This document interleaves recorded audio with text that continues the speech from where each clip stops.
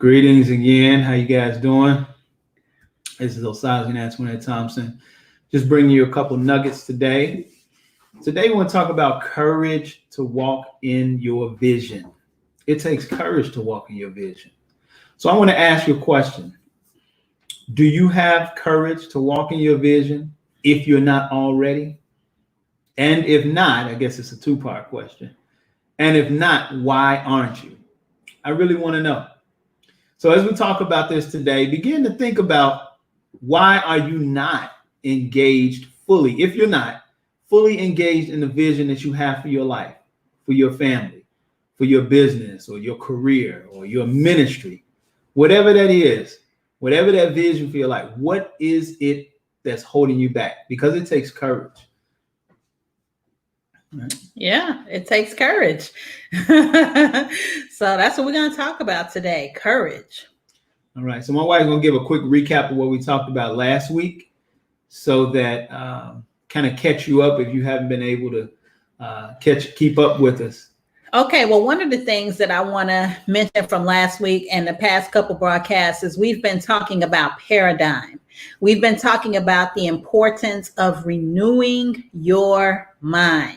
We also talked about how do I renew my mind? And we talked about the fact that repetition deepens the impression.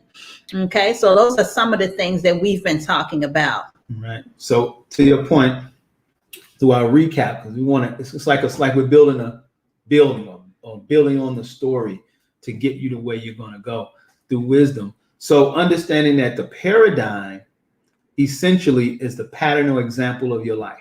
Those are the results that you're getting out of your life. In order to change that paradigm, you're going to have to do something new. You're going to have to think differently. You're going to have to begin to operate in a different way. And the only way you're going to do that is by beginning to have a vision of what this new life looks like for you. And it's not something that just comes overnight. You're going to have to build an image of that inside of you. Sometimes, and like my wife, you mentioned last time, that when we went to go see this property before, my wife had some reservations. And she began to explain to you guys that her reservations was not the fact that, you know, the size of the house, but it was something in her. And so to the same point that she made, I want you to begin to see, wait a minute, how am I going to change what I have in my life now or what I'm experiencing in my life now to what I desire, to what I want to see in my life? And it's going to have to change by the vision you have through your thinking. What are you thinking about? Proverbs 23:7 says, as he thinketh in his heart, so is he. So you're going to absolutely begin to be morphed, if you will. You're going to transform like a transformer, right? You're going to transform into what you believe the most about you. Mm-hmm. You're going to become that person, that man, that woman, that owner, that business person, that ministry leader that you see yourself becoming. Now, again, like we said, it doesn't happen overnight. But again, it happens through repetition. Repetition deepens the impression of whatever it is being impressed in your thinking, in your mind. You're going to begin to act that out. You're going to begin to do it. And so what happens is as we're on our way to changing our paradigm, as we're on our way to walking out this vision for our life, yes, we're going to run up against an enemy called fear. And fear oftentimes tries to immobilize you, tries to incapacitate? Sounds good. tries to stop your movement and keep you boxed in right where you are right now. And I can almost guarantee, I'm telling you, because it happened in my life. I'm sure it happened in your life. And even if you're watching it now, you could be experiencing it right now. As soon as you're thinking of moving out, immediately all type of opposition begins to come against you. You begin to think in a way that, man, I really have the ability to do this? Can I pull this off? Well, let me tell you, if you thought it, then you have it. Mm-hmm. Mm-hmm. Because what time God begins to release thoughts into us, he begins to speak to us through his word, right? When you're reading your word, when you're studying your word, the word of God, ideas begin to come about who you are. You begin to get courage and you begin to feel empowered to do something or to go somewhere or to cause something to change in your world and in the world around you. And so once that happens, now all of a sudden, do I have enough money? Do I have enough resources? Do I know the right people? What if I make a mistake? What if I get out here and I fail? All these thoughts begin to bombard your mind because it's trying eventually to immobilize you and keep you trapped right where you are in your income, in your relationships, right? And so we're talking about today, it takes courage to do that. So the way you're going to build courage inside of you is to confront whatever it is that you think won't happen for you or you think you don't have. I'm telling you, when you get a vision about something, nothing can stop that. No one, no thing, no system, nothing can stop it. The only thing that can stop that vision from coming to pass is you yourself. You listening to me live right now, you watching this by replay maybe. The only thing, the only entity in life that can stop you from fulfilling the vision that you have for your life is you. And that's your decision. You're going to have to wake up every day. This is not a one-time thing. You're going to have to wake up every single day and tell yourself, okay, we've taken another step today. We're moving in the same direction. We're not going to be inconsistent. We're not going to stop the flow or the momentum. We're going to take courage and move forward into what we believe we're supposed to be doing. And a lot of times when that happens, there are challenges that come. And sometimes, people blame it on the devil. Oh, that's the devil just trying to stop me. He probably got his hand in it somewhere. But many times it's us. It's our thinking. It's what they call it stinking thinking. It's wrong thinking. It's negative and limiting beliefs about who we are and what we can do. So many times that courage, that's why I would say be encouraged. Encourage means to input courage, to put courage in. And we do that through empowerment. We do that through reading God's word and beginning to build ourselves up to see who we are, not see physically or naturally, but see inside of us. Wait a minute. There's more to my life. Like I said in 2008, it's more to my life than working this job and paying bills and managing debt. That's not the life, the best life that God has for me. And it's not the best life that God has for you. So you're going to have to begin to see yourself differently. And it takes courage to see yourself that way. It takes courage for you to see yourself moving in a direction that is counter directional to where you've been going. So it's almost like a great divide. Right? Your old you, the outdated you that needs updating, it seems to be going backwards because there's no such thing as standing still. In life, either you're moving forward or you're going backwards.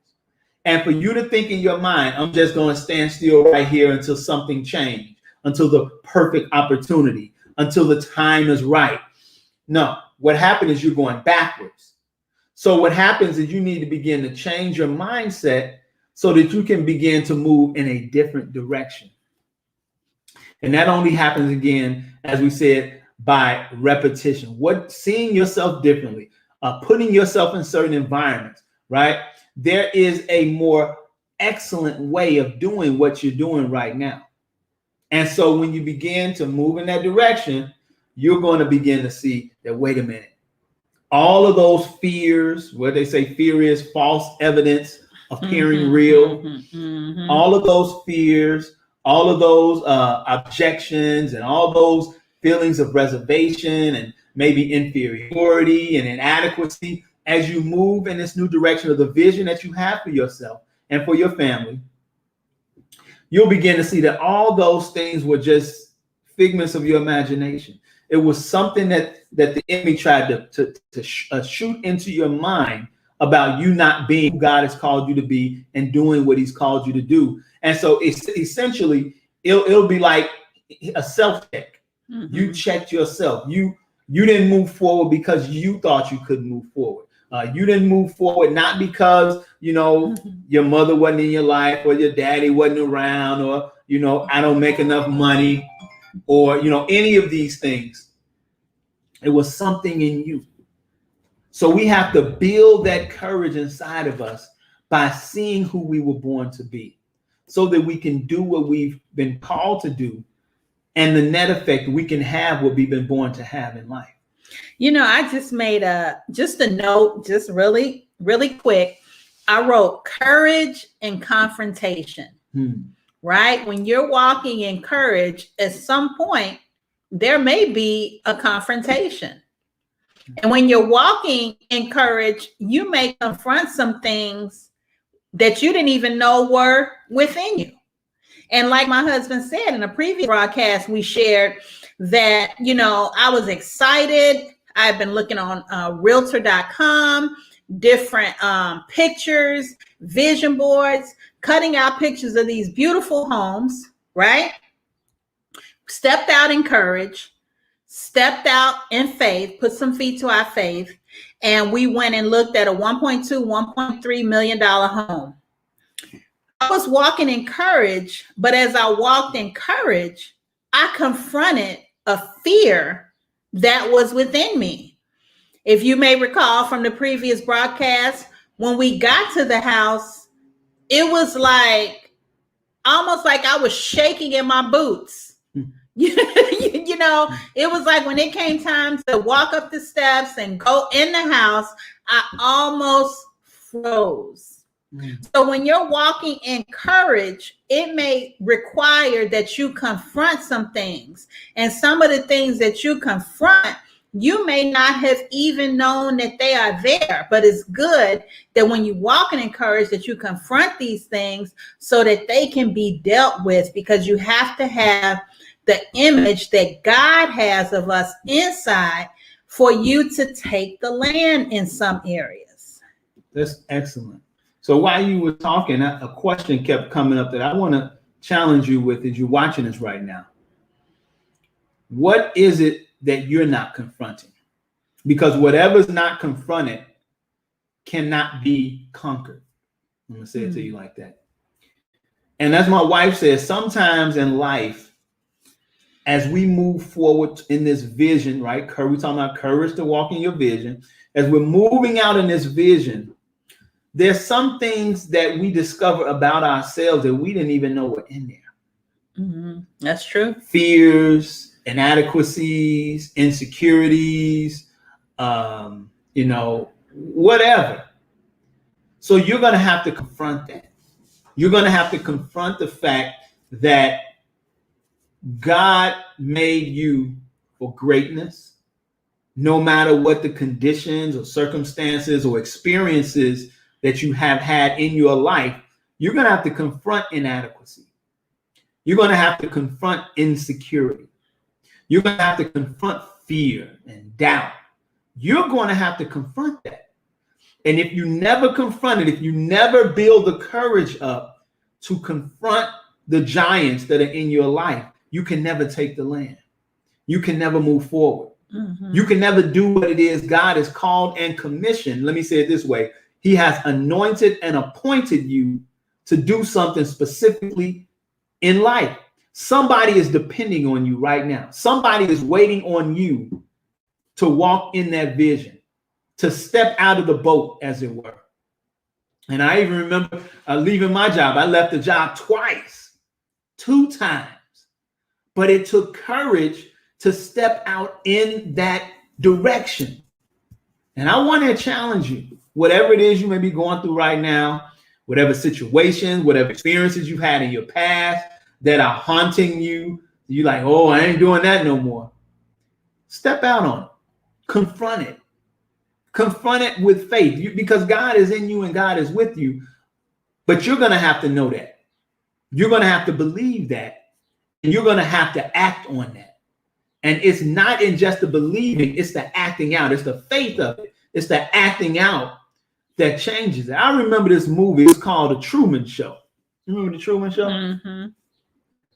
So what happened in The Truman Show, I'm really gonna condense it.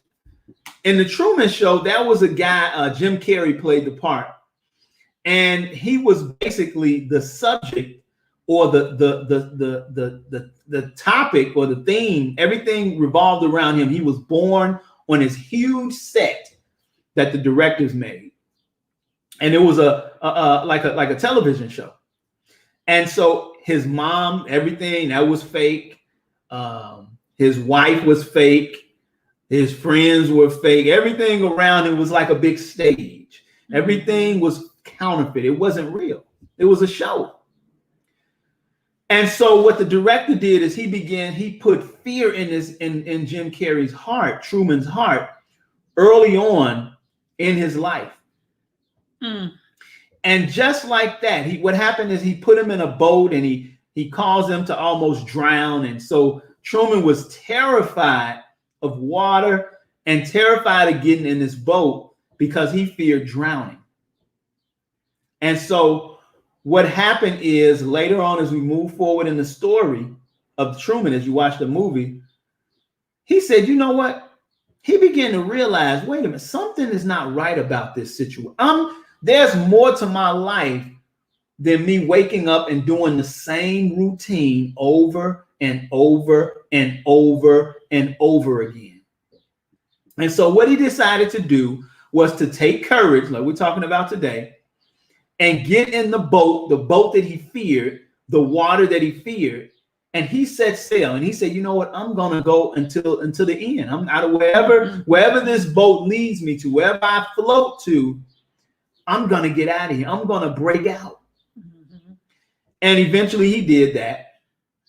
But even just like that story of Truman that I was just sharing with you, many times the enemy has planted seeds of fear in your life through an experience, through a relationship, through something in your life that has now caused you to be arrested in your development and moving forward in your life. And so what we really like to do is really help you to break free and fulfill the purpose of God for your life ultimately and reach your destiny so that you too, just like Truman, just like my wife and I, you can set out encouraged and be encouraged to know that you're going to reach your expected end. There's something God has for you. There's things he has for you to do. There's places he has for you to go. There's people who he has already lined up for you to be an influence to, for you to be a blessing to. There is an audience right now whose ears are waiting for your voice. But unless you step out in courage and take a stance and do what you know you have been born to do, it won't happen, and they won't have opportunity to be liberated by you. You know, when you say step out and do what you were born to do, not only step out, but step out and don't look back. That's good. Step out and don't stop. Because, you know, in the situation, the testimony that I gave, I stepped out. But once I stepped out, some things that I needed to confront, you know, they manifested, and it was just like, okay, I stepped forward, but I need to keep stepping forward. So you step out, encourage, and keep stepping out. Don't look back. Don't let anything cause you to pull back or go back to a place that you were before taking that step of courage. You step out in courage and you walk that thing out. That's good. So now, since we've been talking about paradigms, we're building on something. We began to talk about paradigms, what they are and how you change them. Then we moved on to vision. We talked about vision, I think it was last week. Today we talked about courage to walk into vision. Well, now we're going to talk about attitude. But before we do, we're going to have to take a time out and meet with you next time. We don't want to be on here that long. I just want to drop a nugget and keep moving. But watch the replay. There's something in it for you. I know it is. We're not just doing this just to take up time or just to be live streaming, doing this stuff. That we're on assignment. And so we're talking about attitude next time. So remember, there are opportunities for you to secure resources. We're going to put a link in the chat, in the comment area, for you to secure resources for you as you walk, to aid you in your purpose journey and your destiny journey, so that you can be successful, so that you can win by wisdom. Scripture says that wisdom is better than weapons of war. So there is a way that you can advance in your life without having to, cheat, as it were. Mm-hmm. So remember, get wisdom, but in all you're getting, you got to get an understanding. We'll see you next time.